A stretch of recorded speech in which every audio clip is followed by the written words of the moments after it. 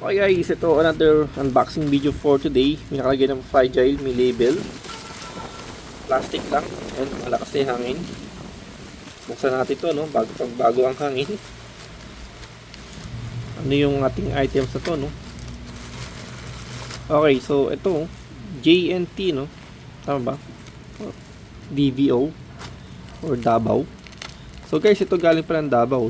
Doon pa pala tong items na to, and then doon pala si seller, no? So imagine parang Bulacan, ano, to here. To here ng ano, ayan, no?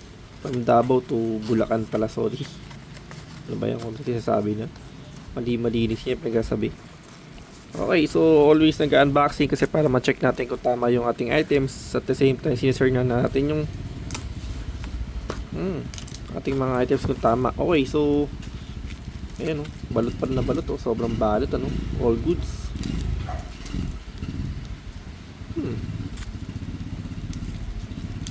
Okay, so check natin para mas makita natin siya. Hindi ko lang alam kung sarili natin ng produkto, no.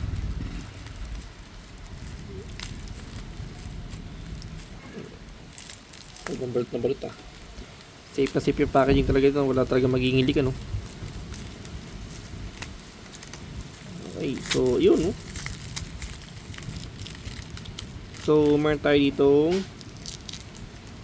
FarmGuard insecticide, fungicide, no. So talaga naman napaka epektibo na, no. Lahat ng fungi saka lahat na may insecto dito na. Okay, so apply every 7 days or as needed based on post inversion, blah blah blah. Ilipad na. Okay, so okay, 30 ml po siya, no. Mix 30 ml FarmGuard in organic to 1 liters. Ang dito ng a liter water to make slurry, then pour the okay, so usually hanggang 16 liters siya. Pwede. And shake well before use. Okay.